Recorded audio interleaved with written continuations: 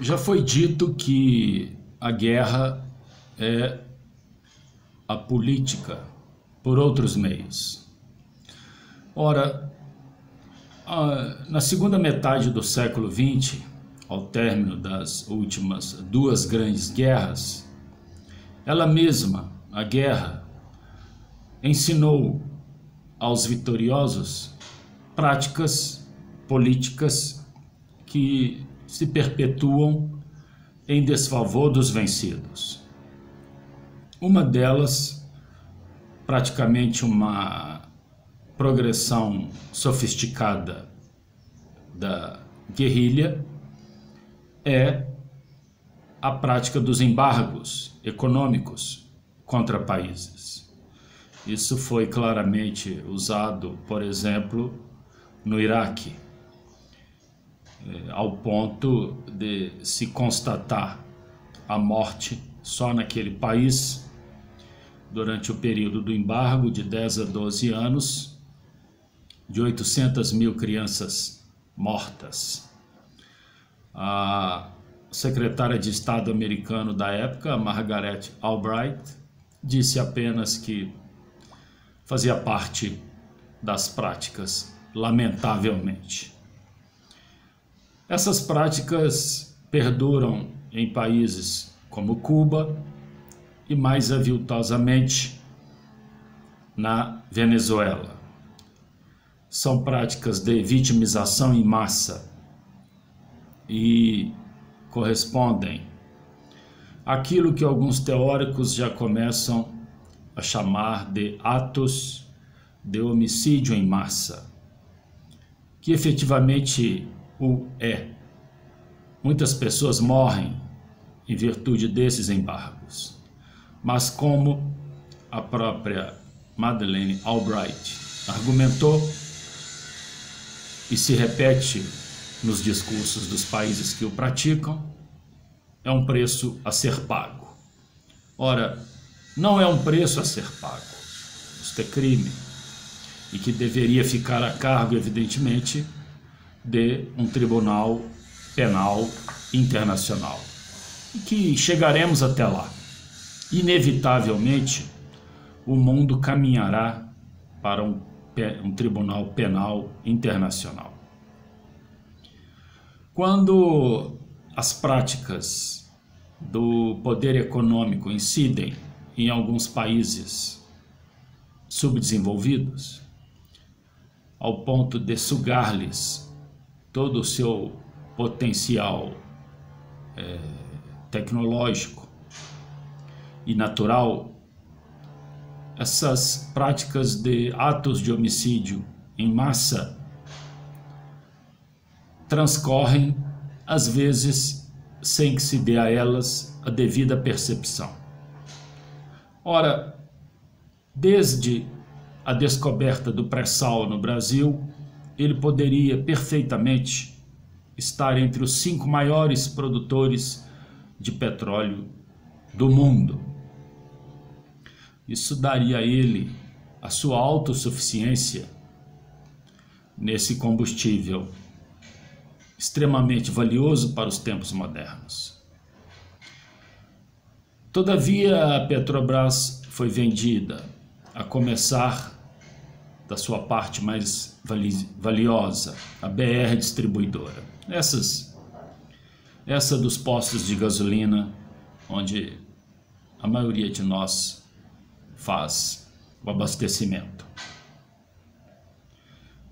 Além disto, há, por conseguinte, a consequência de entrega da Petrobras depois da sua desvaloração para ser entregue a preço de banana, sobre a crítica de que é uma empresa pública e deveria ser privatizada, ocorre que ela foi entregue a outras companhias públicas. A maioria dos países mantém esses setores no seu ambiente público. Poucas empresas que exploram o petróleo são da ordem privada. Então, evidentemente que isso é um discurso de enganação para se chegar a expoliar de determinado país o seu bem valioso, no caso, o petróleo. O que vem acontecendo no âmbito internacional é que, por conta desta privatização, o capitalismo econômico quer lucro. Os acionistas querem lucro.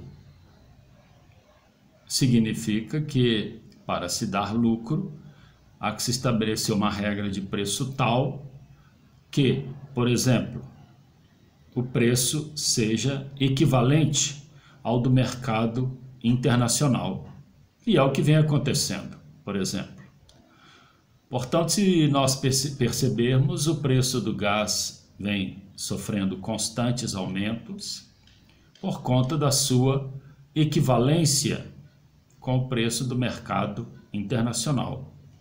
Quando se faz essa equivalência, os acionistas têm lucro e aquele país que poderia ter a sua autonomia reproduz pobreza. E os atos de homicídio em massa funcionam desta forma. A produção de riqueza exige a produção de pobreza. Isso é macrocriminalidade, da qual deve ser amplamente debatida, por conta de ser considerado também um crime imprescritível. Essas pessoas devem pagar por isso. É o que ocorre no atual regime e com a pessoa que ocupa a chefia do atual regime. Ela foi colocada ali exatamente para favorecer a prática dos atos de homicídio em massa, que significam nada mais nada menos do que a potencialização da riqueza e a amplitude significativa da pobreza. Nenhum dono de empresa, de uma grande empresa, colocaria na chefia dela a pessoa que ocupa a atual presidência. É um desvairado, é um despreparado.